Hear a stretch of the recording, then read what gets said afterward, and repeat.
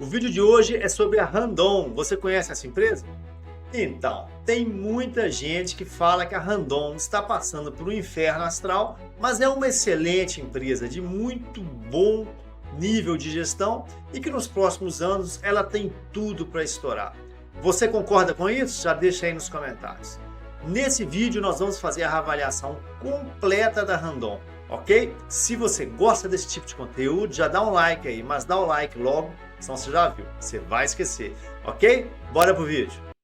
A Randon é um importante conglomerado industrial brasileiro com mais de 75 anos de história, que atua em diversos segmentos ligados ao setor de transporte e mobilidade. A Randon atua em 5 grandes negócios e o primeiro deles é a fabricação de equipamentos para transporte de cargas, que consistem resumidamente em reboques, semi-reboques e vagões ferroviários. A empresa possui também um setor de autopeças, onde produz sistemas de freios, eixos e suspensões para caminhões, ônibus e reboques. Desenvolve também produtos para controle de movimentos, com materiais de fricção e componentes para sistema de freio, suspensão e direção. A empresa possui ainda a divisão de serviços financeiros e digitais, oferecendo consórcios, serviços de banco, seguros e plataformas digitais. Além disso, a empresa investe ativamente em startups, através da sua subsidiária, a Randon Ventures. A Randon está sujeita a diversos riscos que podem afetar os seus resultados. A volatilidade macroeconômica, através das flutuações no PIB, na taxa de juros, na inflação e no câmbio, podem impactar negativamente as vendas e a rentabilidade. O setor de bens de capital é cíclico e variações na demanda afetam de forma considerável a receita e o lucro. A empresa também está exposta à instabilidade dos setores de transporte e agronegócio, uma vez que variações nos preços das commodities, crédito e regulamentação podem reduzir a demanda por seus produtos. Por fim, a Randon enfrenta forte concorrência nacional e internacional, o que gera grande pressão sobre os preços e exige inovação constante. O Grupo Randon detém forte liderança de mercado na América do Sul, especialmente na fabricação de autopeças, e no Brasil em reboques e semi-reboques. A estratégia da empresa é de diversificação abrangendo múltiplos setores, incluindo um braço financeiro e investimentos em novas tecnologias, o que contribui para um portfólio robusto. A presença global da Randon com exportações para diversos países promove uma importante diversificação geográfica. Adicionalmente, a sinergia entre diversos negócios que possuem características complementares resulta em uma maior eficiência operacional e estabelece barreiras significativas para a concorrência. A Randon é uma small cap e possui valor de mercado estimado em 6 bilhões de reais. A política de dividendos da Randon define a distribuição de, no mínimo, 30% do seu lucro líquido ajustado. Mas, nos últimos 5 anos, a empresa pagou dividendos bem baixinhos, com a média de aproximadamente 4%. A família Randon mantém aproximadamente 81% das ações ordinárias da empresa. E a Randon tem tanto ações ordinárias quanto ações preferenciais em circulação na B3. Então, ela não possui ações listadas no novo mercado, e sim no nível 1 de governança da B3. A liquidez da RAPT 3 é bem baixinha, enquanto a RAPT 4 apresenta um volume diário de negociação de cerca de 20 milhões de reais, considerado adequado para a movimentação de pequenos investidores. O beta da Randon é 1,21, sugerindo que uma variação de 1 ponto percentual no Ibovespa pode gerar uma variação de 1,21% no preço da ação da Randon. E a volatilidade? A volatilidade da Randon está estimada em 35% e é considerada típica para empresas do setor de bens de capital. Bora lá, pessoal, fazer a avaliação econômico-financeira da Randon. Eu utilizo a análise dinâmica de balanços e para isso eu pego aí os 6 balanços dos últimos anos, né? faço uma reclassificação e consigo oferir aqui os 3 indicadores que são fundamentais para mim, que é o capital de giro, a necessidade de capital de giro e o saldo de tesouraria, né? E para começar, eu pego os dados de 2024 e faço uma representação de blocos para tentar entender que empresa que é essa, né? E o que eu vejo? Eu vejo uma empresa que tem uma situação de capital relativamente interessante, né? Ela tem um capital de giro estimado em 4,2 bilhões de reais, mas tem uma necessidade de apenas 3,5 bilhões. E aí, pessoal, é matemática simples. É o capital de giro que subtrai da necessidade que faz sobrar 750 milhões de reais. Esses 750 milhões de reais, eles estão na tesouraria e é com esse dinheiro que a empresa paga as suas exigibilidades de curto prazo, né? Mas, pessoal, o que acontece? Essa aqui é a tabela. Eu derivei cada número pessoalmente, né? Um por um. Mas a tabela ela é muito confusa e ela esconde as tendências. E é por isso que eu gosto de utilizar o gráfico. Eu pego aqueles números e jogo no gráfico, ok? E o que eu vejo?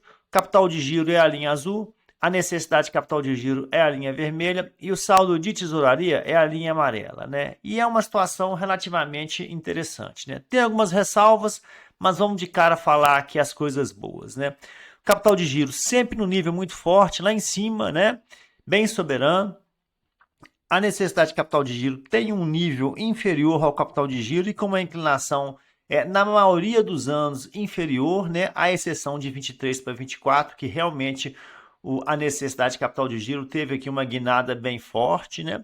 E o saldo de tesouraria, pessoal, sempre positivo, né? É óbvio que de 2022 para cá o saldo de tesouraria diminuiu, mas mesmo assim ainda está numa situação interessante. Qual vai ser a tônica do nosso estudo nos próximos minutos, né? Tentar entender, pessoal, isso aqui, ó, de 23 para 24, o que aconteceu ao longo do ano de 2024, né? Que o saldo de tesouraria caiu mais ainda, o capital de giro ele subiu, né? Óbvio, porque se o saldo de tesouraria ele caiu, esse dinheiro ele tem que aparecer de alguma forma, ele apareceu no capital de giro, né? Nós vamos entender por que o capital de giro subiu, por que o saldo de tesouraria desceu e por que a necessidade de capital de giro subiu, ok? E vamos começar pelo saldo de tesouraria, ok? Bora lá. Então, pessoal, começando pelo saldo de tesouraria, o que tem de importante, né?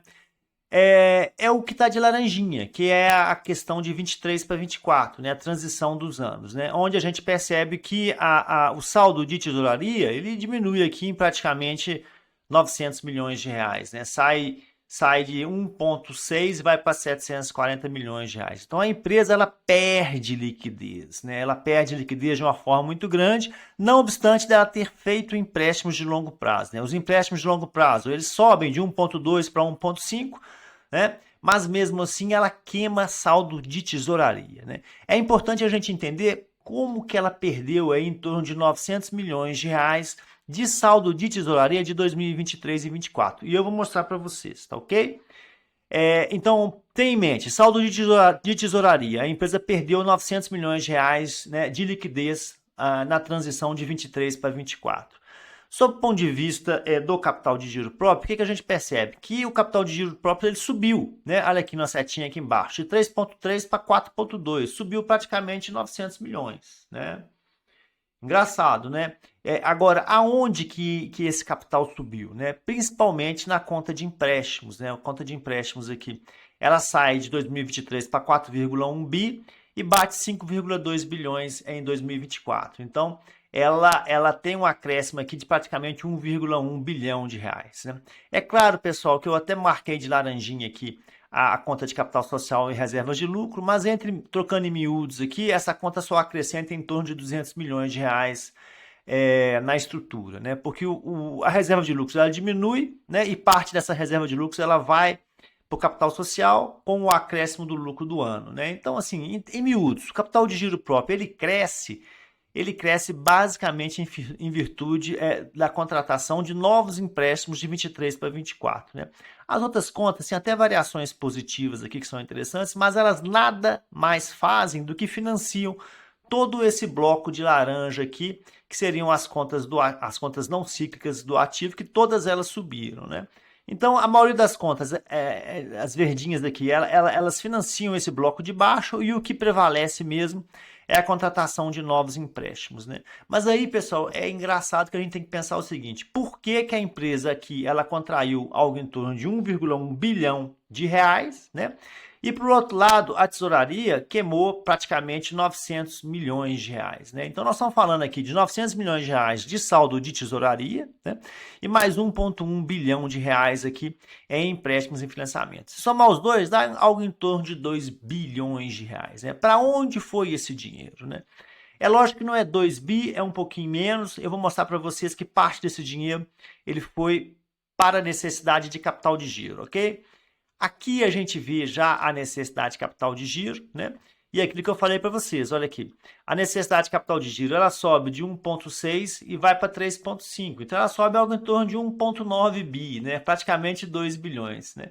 Que é, pessoal, exatamente os 2 bilhões que é a somatória relevante, né, de saldo de tesouraria e capital de giro, né? Agora, para onde que vai esse dinheiro? Pessoal, principalmente para as duas contas, né? A conta de estoques, né? Que sai de 1,7 vai para 2,5 e o contas a receber, que sai de 2,1 vai para 2,6, né? Então a empresa, ela aumenta os seus estoques, ela aumenta o seu contas a receber e como ela não tem dinheiro, né, para financiar esse aumento dessas duas contas que foi brutal, né? Que ela faz? Ela vai pegar dinheiro emprestado de longo prazo, melhora o seu capital de giro, né? E ela consome parte das suas reservas do saldo de tesouraria. Então, voltando para o gráfico, né? O que acontece? O sistema econômico de uma empresa ele é todo interligado. Como a necessidade de capital de giro ela subiu, e ela subiu principalmente em virtude de duas contas, que é o contas a receber e os estoques, né? Essas duas contas explodiram, o dinheiro tem que vir de algum lugar, né? E de onde que o dinheiro veio? O dinheiro veio do saldo de tesouraria, que a empresa perdeu liquidez, e o dinheiro veio da contratação de novos empréstimos de longo prazo, né? Então, assim, de 2023 para 2024, o que a gente percebe é uma perda de qualidade nos fundamentos dinâmicos da Randon. Então, pessoal, vamos falar um pouquinho sobre endividamento. Qual que é a situação da Randon? Uma empresa endividada, né? O endividamento dela em 2019 batia 912 milhões, em 2024 está batendo 4,6 bi, né? Ela saiu de 912 e bateu 4,6 em apenas 6 anos, né? E isso é evidenciado, pessoal, por esse indicador aqui, que é o dívida líquida dividido pelo EBIT, né?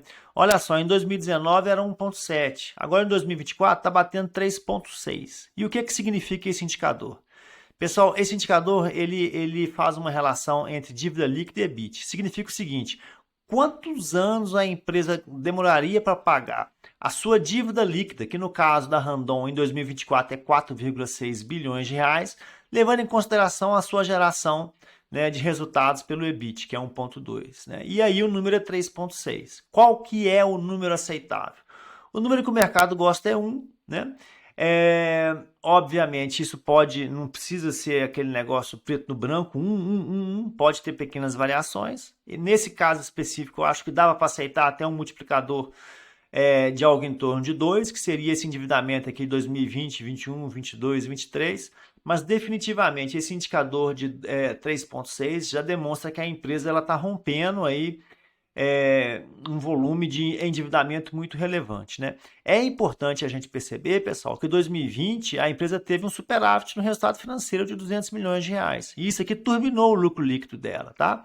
Mas em 2021 para frente, pessoal, olha aqui, 106, 370, 340, 260, né? Então, assim, é uma empresa que nos últimos 3 anos, né, nos últimos 4 anos, aliás, está gastando muito caixa, está queimando muito caixa para custear esse resultado financeiro que é negativo. Ia ser muito ruim, né? E a gente vai ver isso quando a gente for avaliar a questão da performance operacional. Vamos lá ver como é que está as principais contas da DRE? Vamos lá. Pessoal, em relação às principais contas da DRE, vou fazer um resumão aqui, tá? Faturamento, né? Sai de 5 bilhões em 2019 e está batendo seus quase 12 bilhões aqui em 2024, né? Mas está tudo legal esse número? Pessoal, o que a gente percebe é o seguinte, que de 2022 para 2024, o faturamento ele não está crescendo de forma tão forte, né? saiu aqui em 2022 11,1 bilhões, no ano passado ele até diminuiu, foi para 10,8 bi, né? E agora de 23 para 24, sim, teve um crescimento aí na ordem de 10%, saindo de 10,8 para 10,9, né? O lado bom, pessoal, é que o CMV está bem administrado, né? Inclusive, nesse período aqui de 22 para 24, o CMV ele está declinando, saindo de 76% e batendo 73%, né? Então, isso significa que é uma empresa que está fazendo aí um exercício de custo interessante, né? De controle de custos, né? De redução de despesas, esse tipo de coisa. Agora, o que acontece, né? As métricas mais importantes, que é o EBIT e o lucro líquido, né? O que importa para nós é o seguinte, que nos anos de 23 e 24, né? O EBIT está na faixa de 11%, né? Tá vendo aqui onde está meu mouse? 11,8, 10,7, 11,2, 12,2. E aí você vai e olha essa planilha e fala assim, não, Igor, olha aqui, 2020 bateu quase 19% de EBIT, né?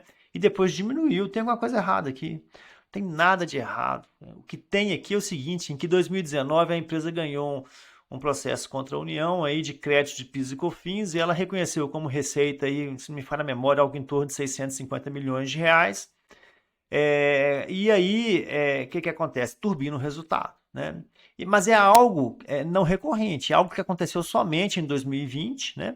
Em 2021, tanto que o EBIT já diminuiu. Então, nós estamos falando de uma empresa, pessoal, que o EBIT dela é baixo mesmo. O EBIT é nessa faixa de em torno de 12, 11, 10%, tá? Ok? Bota isso na sua cabeça. Randon é uma empresa que gera um EBIT baixo na faixa de 10, 11, 12%, né? Agora, o lucro líquido, ele também teve esse impacto, né, de 2021 para cá, que foi a inexistência dessas receitas não recorrentes, né, que aconteceram só em 2020, nos anos seguintes não aconteceram. Mas o que aconteceu, pessoal, é que nos anos de 2022, 23 e 24, você teve um outro baque aqui e o lucro líquido ele sai da ordem aí dos seus 7%, está batendo em algo em torno de 4, 3, 3,5, olha aqui, né? E isso é muito ruim. E isso, pessoal, isso acontece principalmente em virtude do resultado financeiro, tá? Aqui, nessa parte da tabela que eu acabei de mostrar, mostra a questão do EBIT e o lucro líquido e as despesas financeiras em dinheiro. A parte de cima é em percentual. E o que a gente percebe, pessoal? Que a partir de 2022, em virtude daquele endividamento que eu já mostrei para vocês, que ele começou a se acentuar a partir de 2022, né? 2021, aliás, em virtude disso, o resultado financeiro está ficando muito negativo, né? Então, se em 2020 ela teve um resultado muito bom, porque, por um lado, o EBIT dela foi turbinado pela ocorrência de receitas não recorrentes, né? No caso, aquele processo que ela ganhou contra a União de PIS e COFINS, né? Por outro lado, o resultado ele foi duplamente turbinado porque o resultado financeiro também ajudou em mais de 200 milhões de reais, né? Só para vocês terem na cabeça um número, né? A questão do PIS e COFINS aqui, que impactou, foi algo em torno de 650 milhões de reais. E aqui, ó, né, no resultado financeiro é 200 milhões. Então, assim, foi um ano mágico, né? 2020 foi um ano mágico para a Randon. E nos anos subsequentes, né, você já não teve aquela receita não recorrente, a repetência dela, a recorrência dela, isso não aconteceu. E aí acontece algo pior, que é o endividamento, né? E o endividamento, ele traz resultados financeiros muito ruins, que minam o resultado da Randon, né? Então é isso, pessoal. A Randon é uma empresa que tem um EBIT baixo, né? Algo em torno de 11, de 10 a 12%, e é uma empresa que nos últimos 2, 3 anos está sofrendo muito aí com essa questão do resultado financeiro, que mina parte, que drena parte do seu EBIT, né? E a questão do faturamento, que a empresa não está conseguindo crescer o seu faturamento, né? Você pensar que é uma empresa em que 2022 faturou 11,1 bi e agora está faturando 11,9, então o crescimento para 2 anos é muito pequeno, né? Ok? Então, pessoal, agora é a hora, né? Afinal de contas, qual é a situação econômico-financeira da Randon? E será que a virada está por chegar? Que ela vai começar a fazer uma recuperação espetacular? Então, bora lá, vamos falar um pouquinho sobre a situação econômica financeira da Randon. O que a gente viu? Nós vimos que, se a gente fizer uma fotografia só do ano de 2024, a gente vai ver que é uma empresa bacana, né? Capital de giro está estimado em torno de 4,2 bilhões de reais, a necessidade é algo em torno de 3,5, né? E aí ela tem um saldo de tesouraria bem relevante, algo em torno de 740 milhões de reais, e é com esse dinheiro que ela tem uma liquidez bem interessante no mercado, né?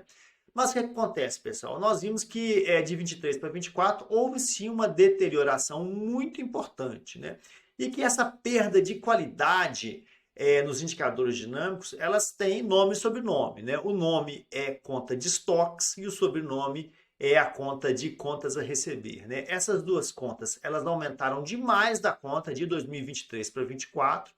E aí não tem dinheiro que basta, a empresa precisou aumentar o seu capital de giro próprio, e esse capital de giro próprio ele foi aumentado com a contratação de novos empréstimos, né? Teve sim um aumentozinho aí das contas endógenas, né, de geração de capital de forma endógena, que é o capital social e a conta de lucros, mas assim, predominantemente ela conseguiu equalizar sua situação com empréstimos, né? Então ela perdeu o controle da conta de contas a receber, ela aumentou muito seus estoques e para financiar essas duas contas ela optou por um endividamento. Ela contraía algo em torno aí de 1,1 bilhões de reais no ano de 2024, né? O que nós vimos também? Nós vimos que é uma empresa que nos últimos anos, sim, ela aumentou o seu faturamento aí, saindo dos seus 5, batendo quase 12 bilhões de reais, né? O CMV está bem controladinho, em torno de 73%, e isso é bom. Mas, pessoal, é uma empresa que tem um EBIT baixo, né? O EBIT dela varia em torno de 10, 11, 12 pontos percentuais, né? Se você olhar os históricos, você vai falar assim, não, Igor, lá em 2020 bateu um EBIT muito alto, né? Lá pelos idos de 18, 19%. Mas isso é não recorrente, pessoal. O que aconteceu lá, e eu expliquei no vídeo, é que houve o reconhecimento da Receita de um ganho, né, de uma disputa que ela tinha com a União em relação a créditos de PIS e COFINS. Ela ganhou, reconheceu na Receita, jogou a outra perna das partidas dobradas lá no ativo, né, de diferido, e aí acabou. Isso não é recorrente. A realidade da Randon é essa margenzinha aí na faixa de 11, 12%. E a margenzinha é de propósito esse termo, porque eu acho uma margem muito baixa para uma empresa espetacular, que tem uma estrutura muito, muito interessante e tem 75 anos de história, né? Mas como se não bastasse esse inferno astral, né, de você ter uma margem muito baixa e ser uma margem estruturalmente baixa, o que aconteceu? É uma empresa que ao longo desses anos, pelo menos no período que nós analisamos, que é de 2016 para 2024, ela aumentou o seu endividamento de forma muito relevante, né? Ela está com o endividamento hoje estimado na faixa aí dos seus 4,9 bilhões de reais, se não me falha a memória, né? E aí o que acontece? Esse dinheiro ele tem custo, né? Ele tem custo e é um custo muito alto, uma despesa financeira de algo em torno de 250 milhões de reais por ano, né? E é isso que a gente viu, uma empresa que deixa muito dinheiro no banco nos últimos 3 anos, né? Muito dinheiro na mesa em virtude de um resultado financeiro muito ruim, né? E se você for analisar, né, fizer aquela famosa conta que eu gosto de fazer sempre, que é fazer a relação EBIT por dívida líquida, a gente vai perceber que a empresa ela tem uma situação aí de algo em torno de 3,6, né? Então ela precisaria de 3,6 anos para pegar 100% do seu EBIT e quitar a dívida líquida, né? Então isso, bem, para começar a gente sabe que isso não é possível, isso é só uma métrica que o mercado utiliza para conseguir entender se a empresa é endividada ou não. E sim, ela é uma empresa endividada, né? E esse endividamento ele aconteceu predominantemente aí dos anos 2020 para cá, né? Mas enfim, é o modelo de negócio dela. O que a gente percebe em relação à Randon é o seguinte, é uma empresa que tem um EBIT baixo, né, na faixa aí dos seus 10, 11%, é uma empresa que deixa na mesa, né, um resultado financeiro negativo muito robusto, né, que varia aí nos últimos 3 anos de 370 até 270 milhões de reais, e é uma empresa que tem um lucro líquido bem baixo, né? Média dos últimos 3 anos, um lucro líquido aí na faixa de 3,5%, né? Em 2024 o lucro líquido foi 3,4%, né? Então é isso, uma empresa que tem um EBIT baixo, que tem um endividamento relevante hoje, e aí isso gera uma despesa financeira alta que come absurdamente o seu lucro líquido, né? É uma empresa que ela deveria focar hoje no processo de desinvestimento para diminuir o seu endividamento. Mas, pessoal, o negócio da Randon, né, esse negócio sofreu demais nos anos de 2023 e 2024, né? Se você pegar lá todas as informações que a própria empresa divulga, a gente vai perceber o quê? Que nesses anos Foi uma tempestade perfeita, né? O que aconteceu? Foi um crescimento mais lento da receita, né? Muito impactado pela desaceleração nas vendas de reboques e semi-reboques, né? Houve uma redução das exportações, né? Um aumento dos custos que exigiu que a empresa fizesse uma administração de custos bem relevante, né? E além disso, o que acontece, gente? A Randon é uma empresa cíclica, que tem alta correlação com a atividade econômica. Mas ela tem uma correlação maior ainda com a taxa Selic, né? E aí, pessoal, qual que é a realidade que a gente tem nos últimos 2 anos? Uma Selic muito alta. Com essa Selic com uma taxa muito alta, o que acontece? A Randon ela sofre dobrado. Ela sofre porque a venda fica presa, né? O empresariado, no geral, quando você tem uma taxa de juros mais alta, né, isso desencoraja o investimento em bens de capital. Todo mundo põe o pé no freio, né? E, por outro lado, como a empresa hoje ela tem um nível de endividamento relevante, o que acontece? Ela paga uma despesa financeira mais elevada, né? Então, o que a gente tem hoje na Randon é o inferno astral, né? Você tem uma situação de endividamento crescente, né, ao longo dos últimos 6 anos, de 2019 para 2024, e uma atividade empresarial que está sofrendo muito em questão da sua característica cíclica, principalmente em função da taxa de juros, né, da taxa Selic, ok? Então, nesse sentido, pessoal, eu até gosto da Randon, eu acho que é um case interessante, né? Eu acho que é uma empresa que tem tudo para se acertar no longo prazo, né? Mas ela precisa tratar a questão do EBIT, que é muito baixo, ela precisa tratar essa questão do endividamento, né? Provavelmente fazer algum desinvestimento para diminuir esse investimento, né? Acho que o que aconteceu de 23 para 24 foi um erro ali de gestão, no que a gente percebe que o nível de estoques aumentou, né? Que o nível do contas a receber subiu demais, né? Então isso deu um nó nas finanças da empresa, então ela teve que pegar dinheiro emprestado para conseguir fechar e manter o seu nível de liquidez bastante interessante, né? Então é isso, né? É uma empresa que tem que fazer seu para casa, né? Ela tem que fazer o seu para casa e ao mesmo tempo ela tem que torcer aí para que a Selic diminua, né? A Randon é uma daquelas empresas que a gente tem que ficar de olho, porque se por acaso a Selic começar a diminuir, essa empresa tende a melhorar a sua performance, ok? Gostou? Dá um like. Não gostou? Não fica bravo comigo. Vai ter outro vídeo logo em seguida, ok? Muito obrigado. Fiquem com Deus.